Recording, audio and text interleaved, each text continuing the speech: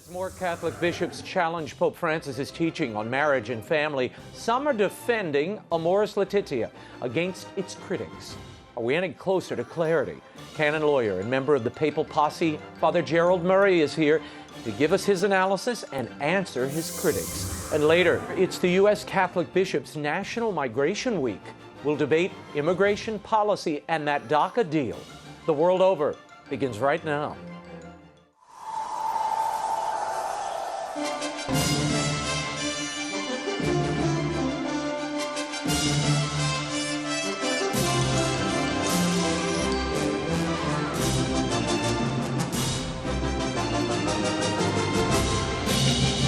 Now, from Washington, D.C., Raymond Arroyo.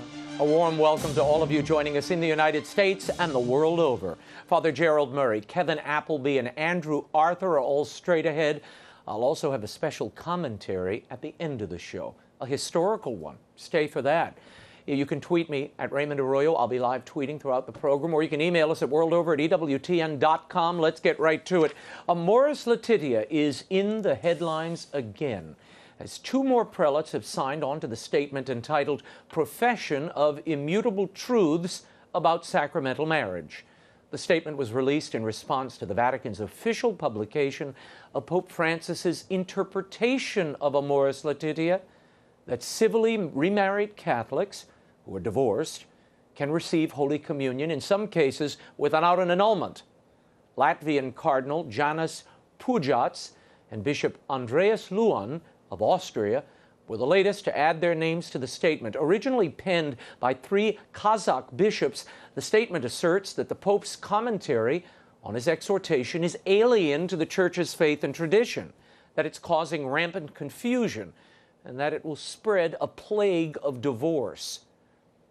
There's been no response from the Vatican regarding that statement. However, Secretary of State Cardinal Pietro Parolin said this week that Amoris Laetitia has emerged as a new paradigm that calls the faithful to a new spirit and approach. The Cardinal made his comment during a Vatican radio interview this week. Parolin acknowledged the difficulties arising from the document, but said that is to be expected with any change. He was quick to note that the change in attitude is precisely the change that Pope Francis is asking of us. Parolin further implied that the Holy Father is purposely and actively using Amoris Laetitia as a vehicle to change the Church, adding that Francis is conducting this new paradigm wisely, prudently, and also patiently. Meanwhile, a recent Pope Francis appointee to the Pontifical Academy for Life is arguing that in the wake of Amoris Laetitia, the use of artificial birth control is required in some cases. According to a report by LifeSite News, Italian moral theologian Father Maurizio Chiodi said in a recent lecture that, quote, when natural methods are impossible or unfeasible, other forms of responsibility need to be found. He continued, an artificial method for the regulation of births could be recognized as an act of responsibility, not in order to radically reject the gift of a child, but because in those situations responsibility calls the couple and the family to other forms of welcome and hospitality. A new paradigm, indeed. Here to discuss with analysis on these stories and much more is canon lawyer, priest of the Archdiocese of New York, and one-third of the Papal Posse, Father GERALD MURRAY. Thank you for joining us, Father. I want to start with this piece you wrote in The Catholic Thing. It's received a lot of attention internationally, not all of it positive. We'll get to that in a moment. It's called The Crisis We Are Living. Now, what is this crisis, and how important is it today in the life of the Church? The crisis centers around the Argentinian bishop's interpretation of Amoris Laetitia, which is the papal document that's been at the center of this debate for almost 2 years now, and has to do with the idea that people who are living in adulterous second unions, that is, they're not valid marriages, that they should be allowed to receive Holy Communion. And the crisis is prompted by the fact that the Argentinian bishops justify this as saying that in some cases it's infeasible for them to avoid committing adultery. And that introduces into Catholic theology a completely contradictory notion. It's completely alien to the faith that somebody could not or would be incapable of observing virtue, and that if they're incapable of refraining from adultery, they're not really guilty. So we kind of have here something very serious under the guise of pastoral charity, and that is the overthrow of the moral order. What is intrinsically evil, adultery is intrinsically evil, can never be turned into something good by a claim that, well, people can't avoid that sin. That's the crisis. Father, you've heard the critiques, some, and I'm not going to dignify all of them by reading their names and their publications, because some of these people have like 5 readers, but they are calling you pharisaical. They're saying you're overly legalistic. You would say what? The charge of being a legalist is usually hurled out by someone who doesn't like the law that his opponent is defending. So if I'm defending the church's law about adultery, which is based on the 10 commandments, the 6th commandment, thou shalt not commit adultery, very clear, that is a divine law, and I will defend it with all of the energy that the church has always defended that law. So to claim you're a legalist because you say don't commit adultery, that's just simply a debating tactic that really isn't effective. Cardinal Coco Palmiero, who's head of the Legislative Texts Office at the Vatican, came out last week and he essentially said, look, if you are, the sin lies in intention and will. So if it is my intention to stop sinning, but for whatever reason I can't, then that is a situation where that person could validly go to communion. I mean, that's what he put forward. Now, they were talking in this case about people who are living in an adulterous relationship, a second marriage, or maybe some other kind of union, while married or after being civilly divorced. Your thought on that? How valid is that idea? That's not a valid idea. It contradicts the Catechism. I believe it's paragraph 1749 and following talks about the morality of human acts. And something that is intrinsically disordered or intrinsically evil can never become a good simply because of the assertion that, well, my intention is good. In other words, you can't say, because I intend to do some good, I'm entitled to do an evil act. So because I want to express love with my second wife, I therefore can commit adultery. Well, number one is she's not your wife, and adultery still is evil no matter what you intend. Well, I think sometimes these people, and we're going to get into this, but they get wrapped up in these theoretical ideas of being merciful, but then they don't consider the ramifications of a real-world event. For instance, if I decide tomorrow, you know, I meet a girl on the street, we fall in love, I decide to move in with her, we have children, and I say, well, I can't leave this relationship because I love these children. The children would be scandalized if I just walked out. Well, that shows no regard to the first wife and the kids you left behind, right? Absolutely. In fact, that's the real world that we're living in here. Sin has social consequences, and mortal sin has very serious social consequences. The fact that you have, some person may have done something wrong does not entitle them to continue in that status of doing wrong because they don't want to make a change. They're afraid of what's going to happen. Well, look, that's the whole point of the Christian life. Conversion from sin will produce some anguish, but it'll produce good. And by the way, you'll teach your partner and those illegitimate children that you have that you truly love them because you don't want to offend God anymore, and you want them to honor God by not only, supporting your effort to live a virtuous life. And, of course, the church will say you have a natural responsibility to support financially any children you bring into the world, but you have no right or obligation or possibility to say, I'm going to continue to commit adultery because that's the way things should be. That is simply unchristian. Father, be careful of that use of the word you. I was just giving you a for instance. I don't have illegitimate children, so easy there. You write about the Argentine, the Argentine bishops in your letter to Pope Francis, and the Pope's subsequent endorsement of their interpretation of his teaching, Amoris Laetitia, as a contradiction of church teaching on marriage and communion. Do those documents, even Pope Francis' official endorsement of their position, raise this new understanding to a level of doctrine? No, it can't. Catholic doctrine about the nature of marriage, the indissolubility of marriage, about the intrinsic evil of adultery. That can change. What's happened here is that the Argentinian bishops have given an interpretation of Amoris Laetitia, which I believe, and so many others do, that contradicts the clearly enunciated teaching of all the previous popes. And by speaking out, we're not attacking Pope Francis. We're simply saying, Pope Francis, we think that you made an error. We think that the reasoning given in Amoris Laetitia is faulty.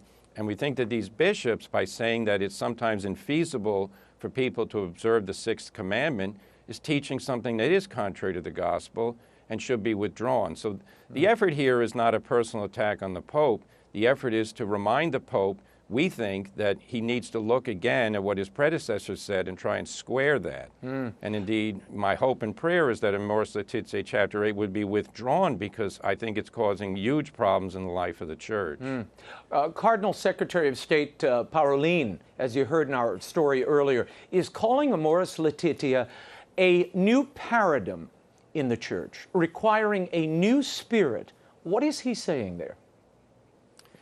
I read those comments. I didn't get a chance to read the whole transcript of his Vatican radio interview, so I'll simply say, based on what I read, a paradigm is basically a political category for like a government policy, that we're going to look at things in a different way, you know, Richard Nixon's shift on China, things of that sort. But in the Catholic Church, Catholic doctrine is not subject to paradigm shifts. Catholic doctrine is a treasure given by Christ and entrusted to the Church to be promoted, defended, explained. So for me to say there's a paradigm shift here, it basically puts this into a category of a political way of looking at it and saying we need to take what the Pope says and somehow forget part of what Pope John Paul II taught. If that's what he means, then I would have a serious objection. Father, I want to move on to some of the criticism. There are those, not only in the United States, some internationally, who are calling everyone out, even those of us just reporting on this. We're being lumped in as dissenters by some. Now, I take that term very seriously, but we'll get to that in a moment. A particular person of note that I had to bring up is Stephen Walford. He is a Brit, and he wrote a piece in La Stampa over the weekend. Now, I should say, I've done some research on Mr. Walford. Near as I can tell, he is a piano teacher with no other credentials theologically or otherwise except for a papal visit with his family. And yet he's been writing really the most hateful screeds against canon lawyers, bishops, cardinals, and even myself. And I can't quite figure him out. But he claims that you and others are misrepresenting Pope Francis's teaching. He says particularly, EWTN's The World Over says Francis is making a deliberate rupture from the past, that Raymond Arroyo and his show has a disgraceful attitude toward Francis. I don't really know what he's talking about, because in this show, we've never disparaged the Pope in any way. We have reported on those questions surrounding Amoris Laetitia, which are widely questioned throughout the Church, from diocese to diocese, sometimes bishops' conference to bishops' conference. Your take on this and your reaction to that piece, because they singled you out, which I'll get to in a moment. Well, when you get into the public arena, some people are going to criticize you.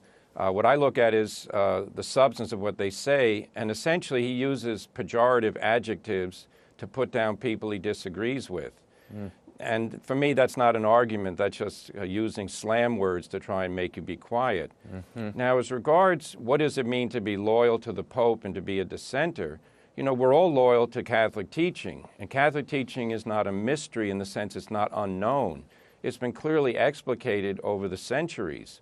And on these questions regarding marriage, divorce, communion, this has been treated extensively by the last two popes. It's in the Catechism of the Catholic Church. It's something that's well known. These battles were fought over it. And when Pope Francis decided to issue an Amoris Laetitia, pastoral advice to priests, which was at variance with the previous practice, to recognize that is not an act of dissent or disloyalty.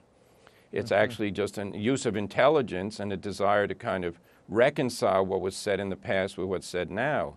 So, you know, the Pope himself has said frequently that he doesn't like courtiers or yes men, that he wants gospel frankness. He said that at the Synod. He wants people to speak their minds freely. He wants people to be in a culture of encounter. Dialogue. So for me, in the life of the Church and doctrinal questions, in a doctrinal question, when the Pope speaks, the world is not supposed to simply say nothing. We're supposed to say, Holy Father, can you explain to us how what you're saying now doesn't contradict what Pope John Paul II said? Because if you don't contradict him, we're all very happy. But if there is a contradiction, as so many people seem to think there is, and I'm one of them, then we need to have a reckoning in the sense of saying, let's reconcile these teachings and make sure that the pastoral practice is not at variance with the doctrine. And that's, I'm afraid we're going in the wrong direction here, and that's truly a source of sorrow. Well, I am very upset with the notion, and I think it is an ignorance. I'm going to write it off in mercy to ignorance among some of the people I've been reading, because they don't seem to understand that this is not, the Catholic Church, a political institution where when you get a new pope, everything is changed. You suddenly change everything. No, no, no. It is built on a continuity, historical, theological, canon law. All of this builds one thing upon another and flows naturally from it. So you do have to square or reconcile what went before with what is being proposed today. And if there is a rupture, there is going to be reaction. That is normative. And when you're taking the words of Jesus Christ himself about adultery, it's hard to square and reconcile that with some of what we're hearing in the interpretation of the Pope's teaching. Not the Pope's teaching, but the interpretation of it.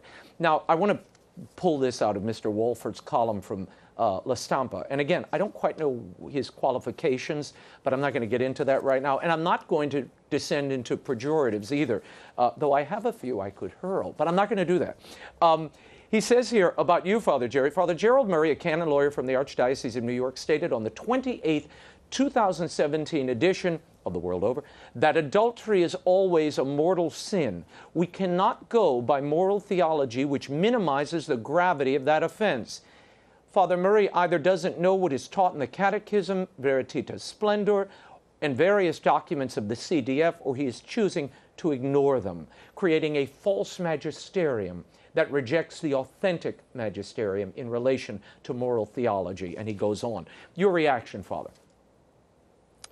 Well, Mr. Walford is profoundly mistaken. The Catechism of the Catholic Church teaches the exact thing that I just said, that adultery is a mortal sin.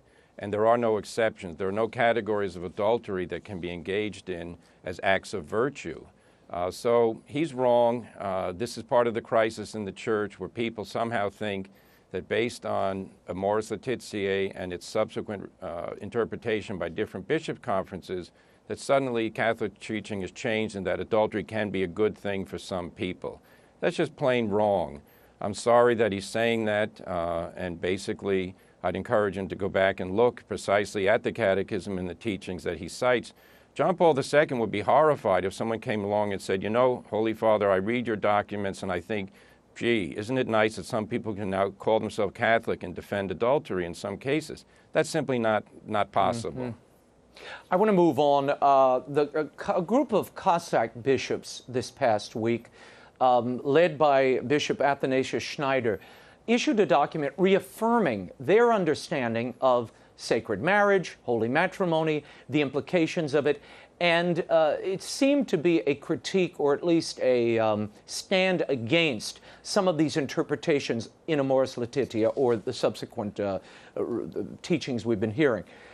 In it, or in an interview rather, Bishop Schneider cautions against becoming victims of what he called an insane pope-centrism or a kind of popolatry. Strong words. Does he have a point? Well, I think he has a point because precisely these people are coming along and saying, forget everything that John Paul II or Benedict said as regards communion for divorced and remarried. Only what Pope Francis says in AL and Amoris Laetitia counts. And the Church has never said anything like that. If the Pope intends through Amoris Laetitia to change the Church's teaching on adultery, marriage, and communion, then that has to be absolutely clear, and then we have to say to him, Holy Father, you've made a mistake. Now, the cardinals who asked the dubia precisely wanted to know if that was the Pope's intention. And I find it, sad that the Pope has decided not to answer those dubia, at least publicly. He's never answered them to this point. I think the Pope's making a mistake there because those questions are posed out of goodwill and a desire to be not accusatory in the absence of full knowledge. They want to know, is this what you really mean, Holy Father? Now, by giving the Argentine bishops his apostolic approval, that seems to be answering the dubia, right. And I'm, of course, saddened by that because, again, I think the Pope Francis has not explained how his teaching, if that is what he really intends, that people who are committing adultery can receive communion, how that can be squared with previous teaching. So, the bishop in Kazakhstan, I think, are heroic in... without an annulment. Exactly. And an annulment is finding that there was no marriage in the first place. So we're talking about those who are invalidly in second unions. But the Kazakh bishops deserve praise, in my opinion, because they're raising this discussion precisely to the appropriate level, which is, what has Catholic doctrine always been? It needs to be defended, and if it's being misstated or misinterpreted, that needs to be rejected. This is in no way an attack on the person of the Pope. I see it precisely as an act of loyalty to the Pope and to the See of Peter, that we would say, Peter, we need clarity here. Well, they say in the letter they see it as part of their obligation as bishops to raise this question that they see as contradicting or perhaps confusing the magisterial teaching. So, look, that's their function. It's not a layman's function. It's the bishops at their proper level, and they're doing what they're supposed to be doing. Now, we have long talked about Amoris Laetitia bleeding into other areas of Catholic thought, Catholic moral teaching, and indeed now it seems to be doing so. Italian moral theologian and new member of the Pontifical Academy for Life, Father Maurizio Cioldi, said earlier this week, and he cited specifically Amoris Laetitia, chapter 8, that artificial birth control could be considered required in certain cases for morally responsible Catholic couples. What could he possibly have meant here, Father, particularly as we're about to celebrate the 50th anniversary of Humanae Vitae? Are they going to reopen Humanae Vitae in light of Amoris Laetitia? Yeah, Father Chiodi has done a tremendous disservice to the Church, and it's really a disgraceful performance on his part in a lecture at a Catholic university to state that some couples should, as a matter of virtue, as a matter of doing what's right, use artificial contraception. Artificial contraception is intrinsically evil. It's a moral disorder. It's a mortal sin. For a priest to be telling people to do that is encouraging them to commit sin. Now, I read the account on the website regarding that speech, and I was scandalized. He precisely takes Amoris Laetitia, chapter 8, as his launching pad to say that what was taught in the past no longer has relevancy given the changing circumstances. This is wrong. No priest can contradict Catholic teaching and thereby change it. Catholic teaching remains. What it does is it scandalizes the faithful, weakens the faith, and then it's an invitation to commit sin. Your listeners, who are very astute people, should realize Pope Paul VI's teaching cannot be undone by a priest sitting in a university giving a lecture. But many people will say, oh, I guess if the Catholic Church tolerates this now, that's what we're supposed to do.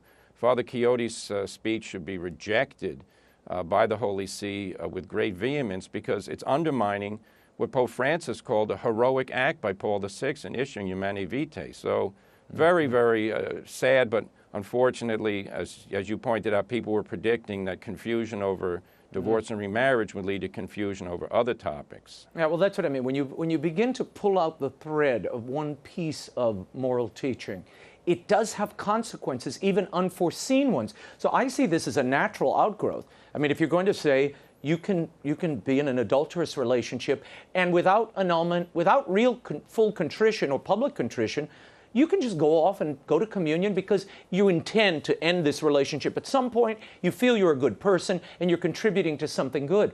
Well, that seems just continuing your sin, right?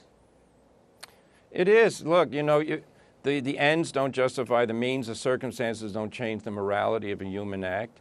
if something's immoral, if using artificial means to frustrate the natural purposes of the marital union, if you can justify that, then you basically say Catholic theology is dead. It has no meaning anymore in the modern world. And I reject that completely. In fact, Christ's liberating truth never dies, no matter who criticizes it.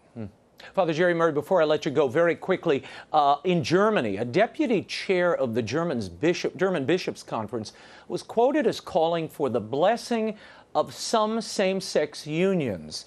He said, "We need to think about how we evaluate a relationship between two same-sex people in different ways. Is not there so much that is positive, good, and right that can think about a blessing?" Your thoughts on this? Well, Raymond, what you said earlier is now extending to a third topic. With divorce and remarriage, contraception, now homosexual activity. He wants us to bless sodomy. He wants the Catholic Church to say to two people who are sodomizing each other, you're doing something that is pleasing in the sight of God, and we want God to bless, meaning we want God to favor this type of activity. This is quite simply a statement of fact, this is a total rejection of Catholic doctrine on the immorality of homosexual activity. For this bishop to say that is a major scandal. He should repent of it and turn away from it, because he's leading people into sin. I do work with Courage from time to time, which is the apostolate that helps Catholics with same-sex attraction live virtuous lives. When they wake up and turn on their computer and read this kind of news, it's an insult to them. It's an insult to them to say, oh yeah, look, the bad behavior that we told you to stop, well, it's pretty good according to the German bishop. Ordinary people should not be subjected to bishops contradicting Catholic teaching. No, this is, if I seem angry, it's because I am. This is infuriating. A shepherd is sent out to lead the sheep to the pure waters of Catholic truth, and this man is saying immoral activity should be blessed. He needs to repent of that teaching. Father Jerry Murray, thank you for being here. I know you've got to run. Follow all of Father Gerald Murray's commentary, including his latest column, The Crisis We Are Living, at thecatholicthing.org. I've also posted it on my Twitter feed. When we return, while Congress debates the fate of the so-called dreamers in the new DACA legislation, the U.S. Bishops' Conference are celebrating National Migration Week. Up next, we'll debate the morality of U.S. immigration policy. The world over continues in a moment. Stay right there.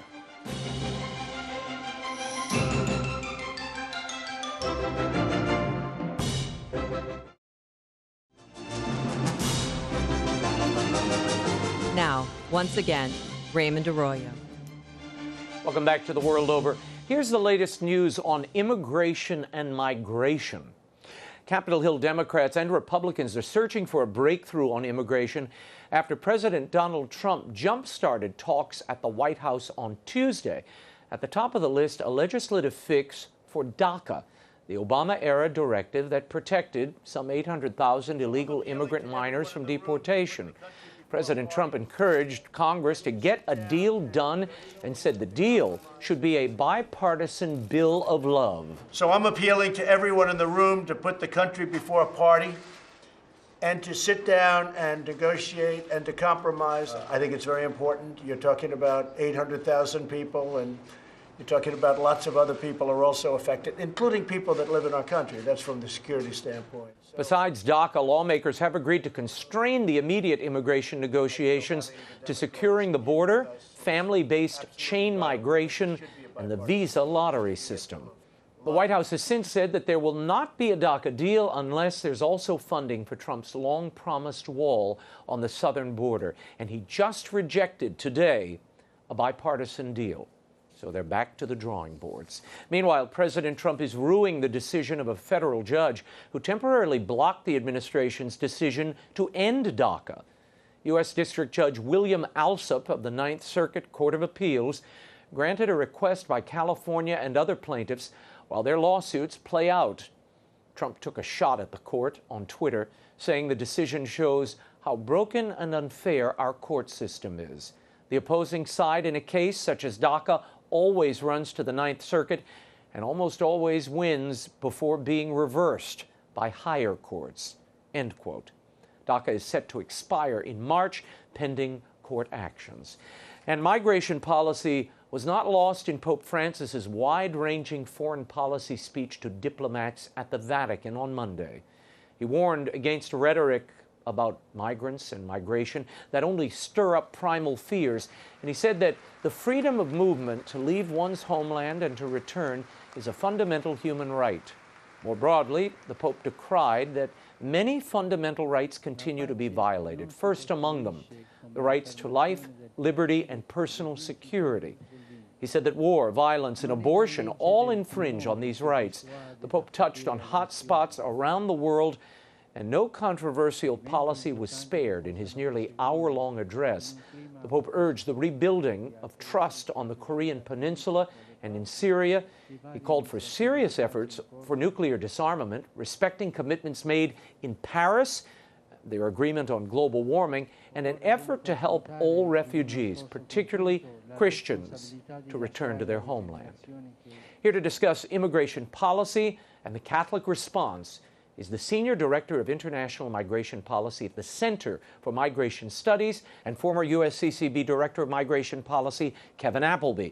And next to him is Resident Fellow at the Center for Immigration Studies, Andrew Arthur. Kevin, Andrew, thank you both for being here. I want to start with the bishops who have come down very firmly on the side of the dreamers, these 800,000 or so unaccompanied minors brought into the country by their parents, now facing an uncertain future. President Obama, by executive order, created a plan to defer their leaving the country.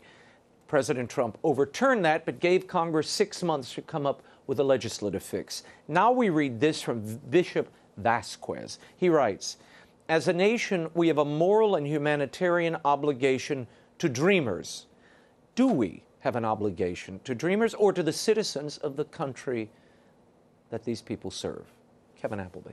Well, first of all, the bishops aren't alone in supporting the dreamers. 80 to 85% of Americans support allowing the dreamers to stay. And when he says we have a moral obligation, we're talking about kids that came here not on their own volition. They didn't know what they were doing. They didn't knowingly break the law. They don't know the countries that they would be sent back to. And many of the countries they would go back to are unable to have the opportunities they have in the United States. They're also contributing. They have jobs, they're contributing, they're leaders, they're getting their schooling. It's in our best interest and their best interest to allow them to get a path to citizenship. Andrew, your take. It's definitely a sympathetic population of individuals. At the same time, there are also individuals who are competing with the least privileged members of our own society, citizens and lawful aliens alike, for jobs. Quite frankly, most of these folks don't have most of these underprivileged people don't have the same good Jesuit education that my parents paid for, and they are the ones who are actually going to pay the price in terms of lower wages and lessen job opportunities when competing against this population. I want to move on and talk about a possible DACA fix. The president laid out a plan earlier this week, and he said he was not going to accept anything that didn't include funding of his wall. We'll roll that bite for you now.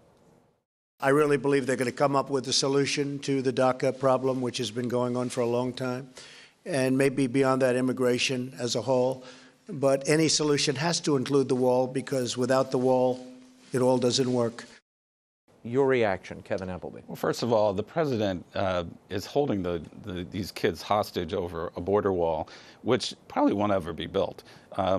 It's not a 2,000-mile wall that he's talking about. It's like various spots along the border where you may need some barriers, you may need some wall, but frankly, you need a mix of things: surveillance, boots on the ground, really to secure the border, not to create a wall throughout 2,000 miles. Really, he's just trying to honor a pledge he made during the campaign. It's not the best policy for the country. It's not going to necessarily stop illegal immigration or the drug trade, and it's really expensive. Now, the acting ICE director said something different, and Andrew, I want you to react to this. Thomas Homan, who's the acting ICE director, he said every place that built the wall, whether it's San Diego, whether it's eastern San Diego County, Yuma, Arizona, El Paso, every place, 100% of the time where they built a wall or a barrier, numbers went down. It is shown it works. Why wouldn't we not want to build a wall to protect national security and public safety? And I couldn't agree with Acting Director Homan more. The fact is, that vast stretches of the border are completely unsecure and need barriers of some sort in order to prevent the flow of individuals and the flow of drugs and guns across that border. Can I? Go ahead. Well, I mean, immigration across the border is at its lowest point since the Nixon administration. Right. Even Trump says that. Yep. So what the issue is people overstaying their visas. It's getting to a point where people overstaying their visas is exceeding the numbers coming across the border. And on the wall comment... There's also no incentive to come across the border, which there was during the previous administration. Trump, by being so vocal, I mean, he did kind of... The incentives are removed, and people know if you come in, you're going to be deported.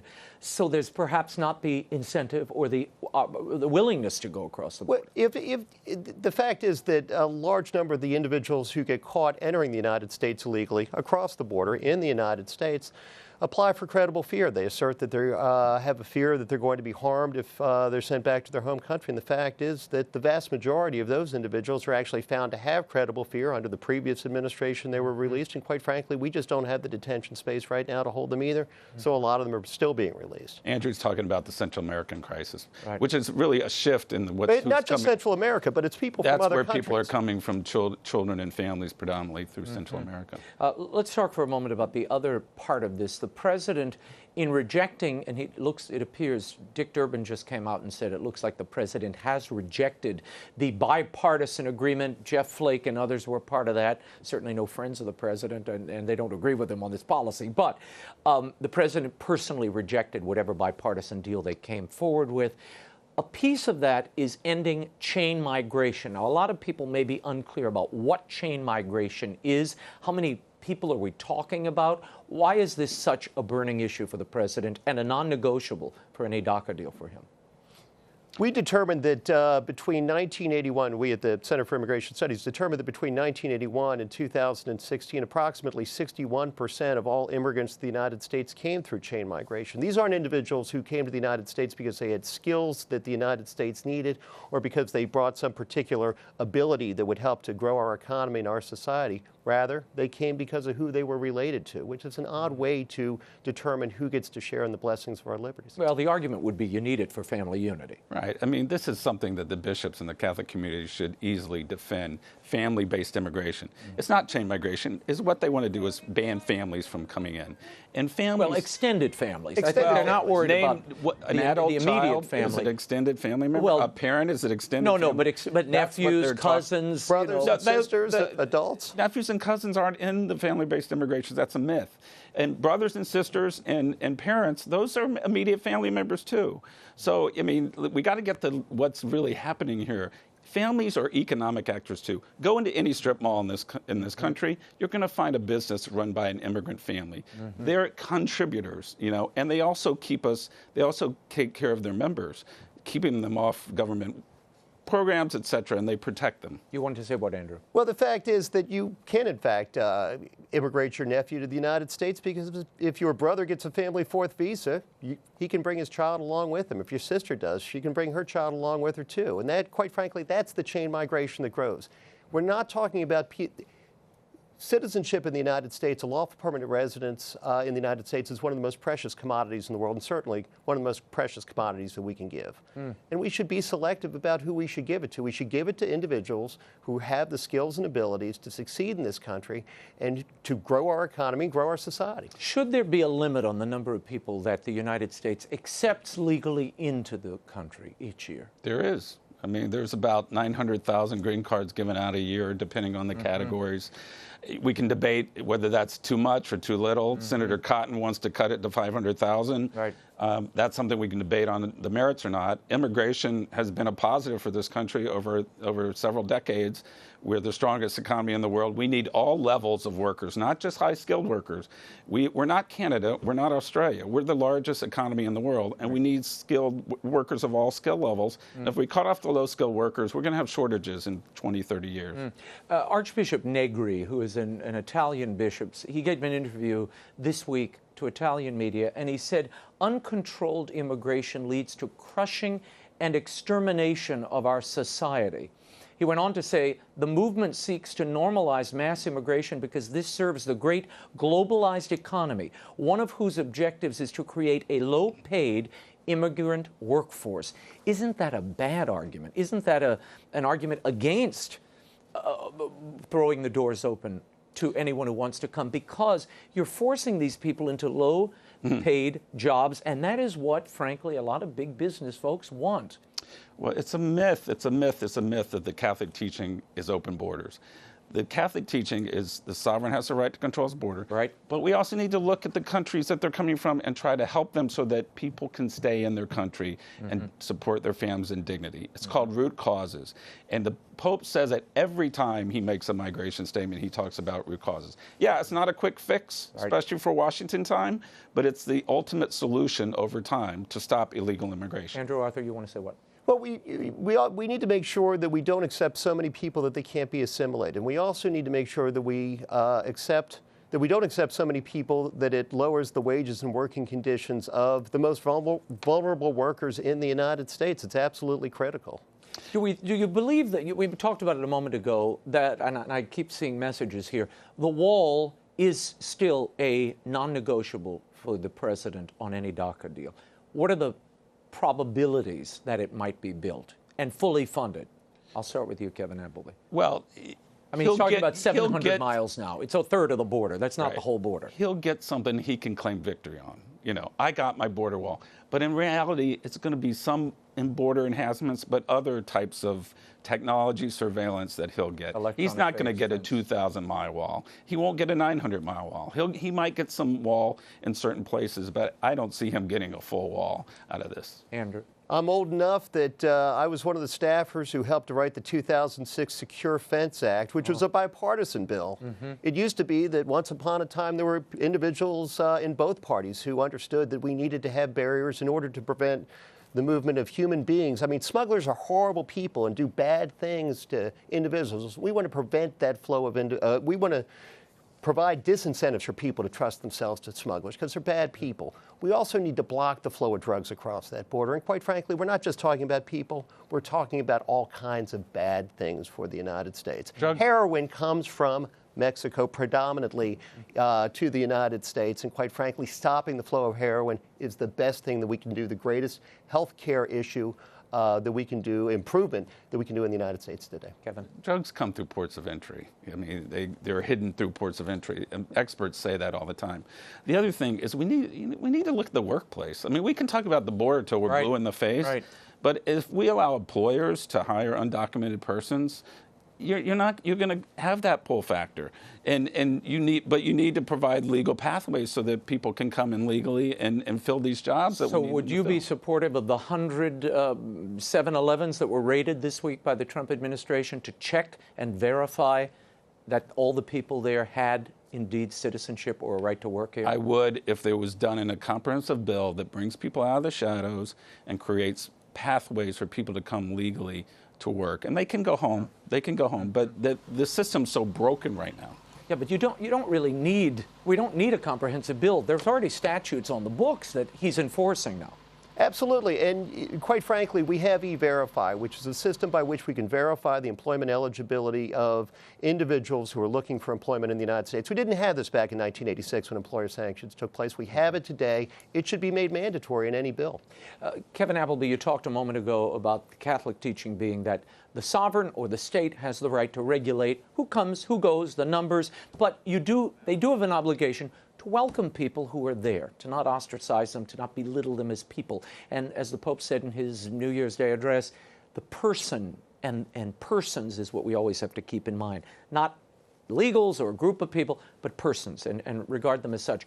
This week, the Trump administration announced 200,000 Salvadorans were going to be sent back home.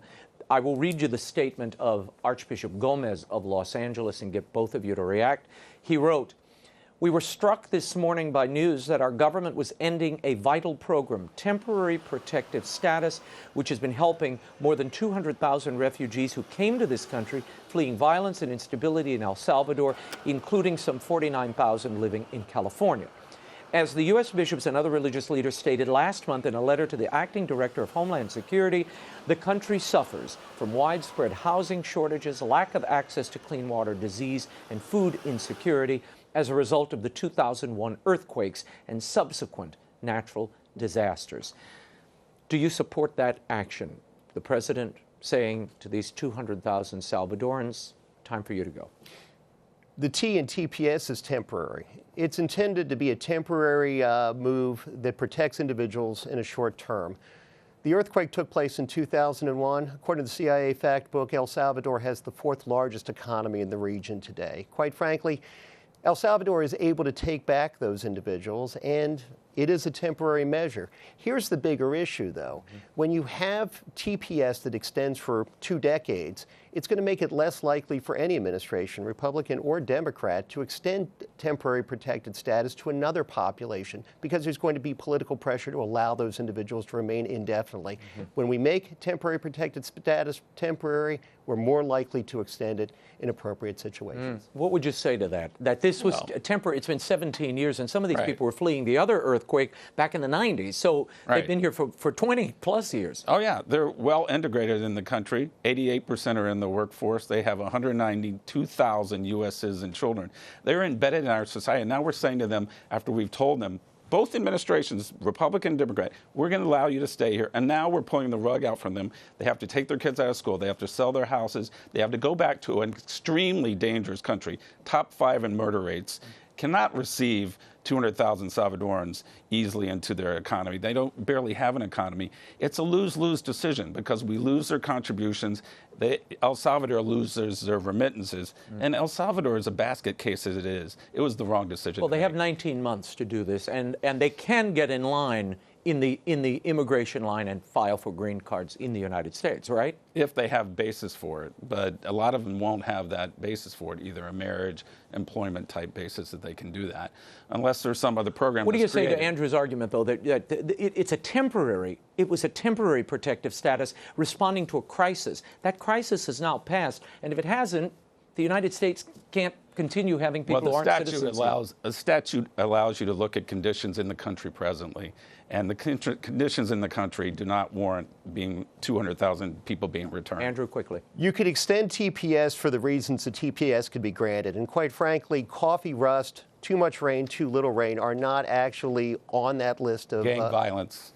Gang violence isn't on that list either. Criminal organization gang Not on violence. the list either. So we have gang violence in Virginia, though. Okay, let's not like in El Salvador. Okay, let's move on to Donald Trump saying that he wants a 2-step process for DACA. Now, when Donald Trump was running, I said, and I think this is going to prove true, so I'll say it again here on the show, which I don't think I've ever said. I believe, despite Donald Trump's rhetoric, he may be the first president able to get a comprehensive immigration plan through Congress. It may not be everything everybody wants on either side, but he may have the political moxie to do it. He wants a 2-step process here. He said, first, give me DACA, give me the wall, end chain migration, give me E-Verify, more judges and enforcement along the border, and I'll give you that. That's phase 1. Phase 2, a comprehensive approach. Is that acceptable? Well, it's sort of like Nixon going to China, right? You know, you had Trump going to immigration reform.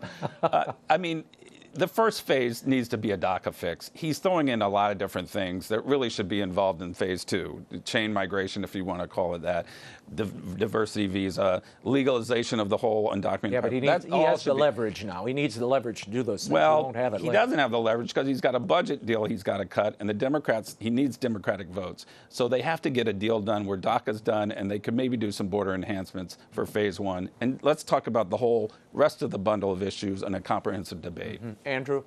You know, the fact is that the devil's always in the details whenever you talk about comprehensive. You know, how broad is it going to be? Is it going to be people who got here last week? Is it only going to be people who got here 5 years ago? And the fact is that whenever you have any sort of amnesty, you inevitably have additional individuals attempting to enter the United States. 2 things happen. You get a flood of people to the border, and you get chain migration. So quite frankly, I would disagree with Kevin when he says that these are, extraneous factors. These are absolutely crucial to respond to the deleterious effects that you're going to have with the DACA amnesty. With respect to a bigger plan, The president is a great deal maker. That I will tell you. And I would agree with you that if anybody could get something done, he probably is, but I don't know what the parameters are going to look like. I spoke to an advisor to the president the other day, and they told me the president was not elected to fix the DACA situation. He was elected to protect the border, protect national security, and on behalf of the American people. What's wrong with that formulation in your mind, Kevin? Well, I think there's more to serving the best interest of the United States other than just national security. I mean, immigration. Well, and the citizens. I mean, it is protecting your citizenry. Oh, that's. I'm not saying that's not a priority, but I'm saying immigration is an economic advantage to our country. It's something we've had an advantage over other countries, including China, for decades. But we let a million people in a year. It's a big number. Well, more than anywhere else in the world. And we have the biggest economy in the world too. And these immigrant workers, they're not on the side of the road asking for handouts. They're working in the fields and other industries, service, construction, etc. They contribute. The fallacy here is that we don't provide them protections. We take their work, but we don't provide them protections, and then we scapegoat them for our problems. That's the real moral issue here. So again, it sounds like Kevin is promoting E-Verify, and he wants to ensure that everybody who's working in the United States is doing so legally, so that we can ensure I don't think I said that. So that we can ensure that employers do not exploit the labor labor of individuals, because quite frankly, that's what happens. What I'm advocating for is legal status for people so they have rights in the workplace. That's what I'm advocating And for. as soon as we ensure that the population of individuals that we have in the United States is here legally, quite frankly, they're going to be able to fight for their own rights. Okay, That's my point. Let's talk quickly about refugees. In 2016, there were 97,000 refugees that came into the country. By October of 2017, that number was significantly lower, 28,000. What does the prospect look like for this year under President Trump? Grim for the refugees. It's the biggest drop in the history of the U.S. refugee program. And there's really been no rationalization for it. I mean, we've been able to resettle refugees, 80 to 90,000, for years with no problem. They've become contributing members of society. By cutting it off, he's really hurting our foreign policy in a lot of ways, because he's not sharing the burden with other countries for refugees. Why is the president limiting the number of refugees and cutting them off in many cases from parts of the world? Well, here's the thing. There are actually two ways that you can help refugees. One is you can resettle them in the United States, and the other is that you can provide support to them where they are, provide the food and the health care that they need, the education that the kids need in the camps, so that they can resettle quickly. Quite frankly, if we were to take the cream of the crop of the individuals who are in refugee camps in Syria or in Jordan, when Syria becomes stable again, they're no longer going to have the civil society that they need to rebuild. Bringing people to the United States is not necessarily the best thing that we can do for those refugees in the long run. A lot of them don't actually even want to come to the United States. They want to return back to their homes as quickly as they can. How many refugees have you met, Andrew?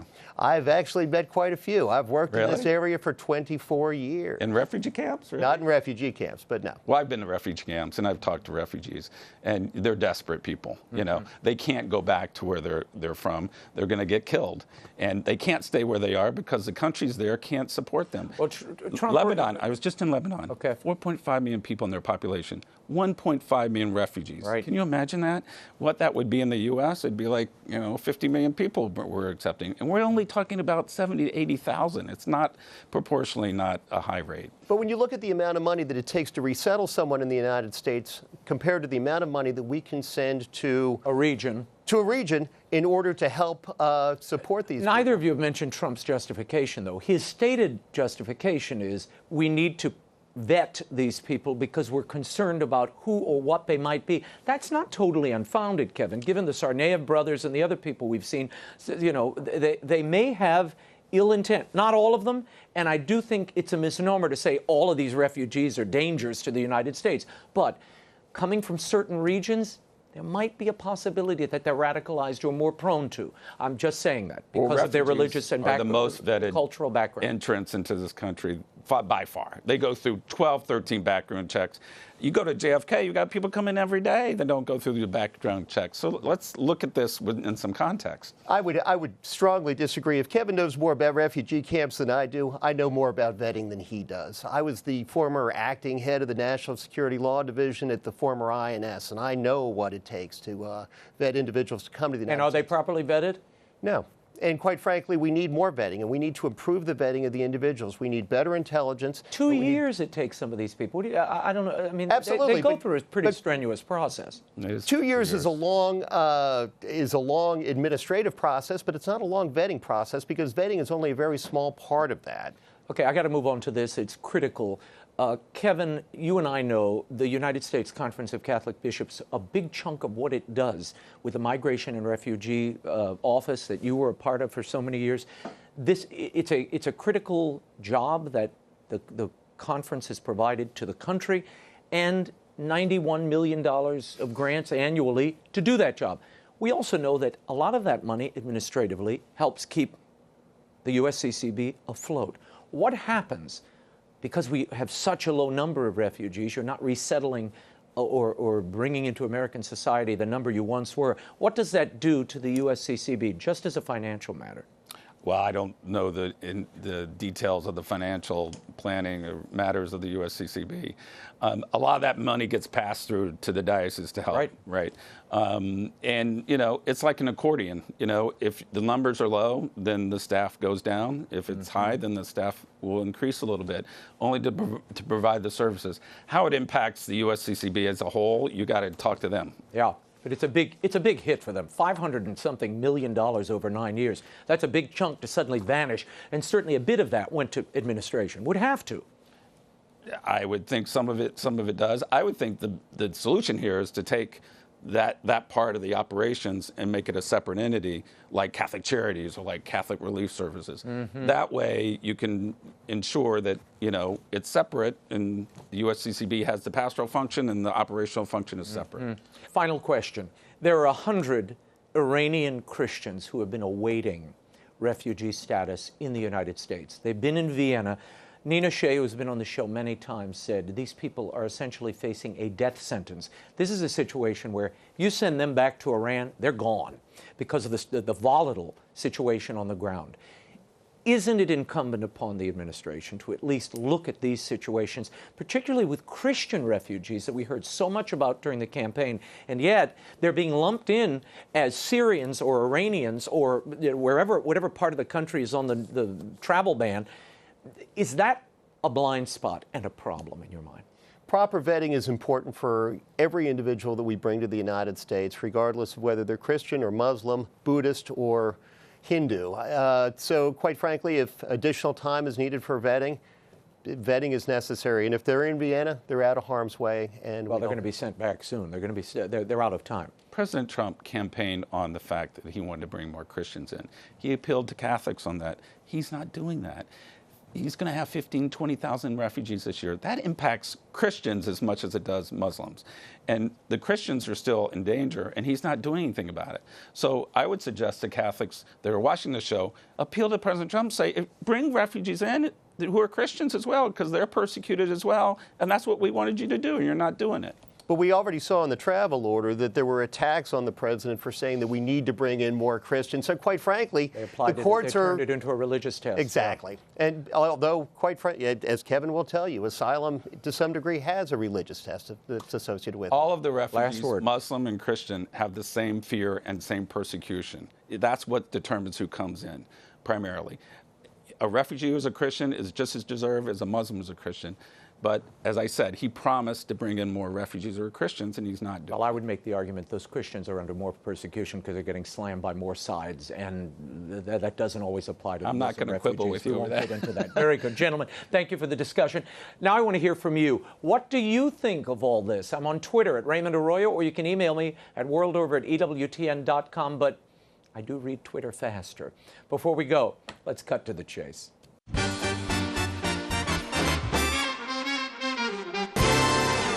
As a New Orleanian, this week was important historically. But there are implications for the entire country. January 8th marked the 203rd anniversary of the Battle of New Orleans, a moment when General Andrew Jackson faced an invasion of 7,500 British troops along the Mississippi River. He assembled a ragtag army of 4,000-plus trappers, militiamen, free people of color, Choctaw Indians, New Orleans aristocrats, and John Lafitte and his band of pirates.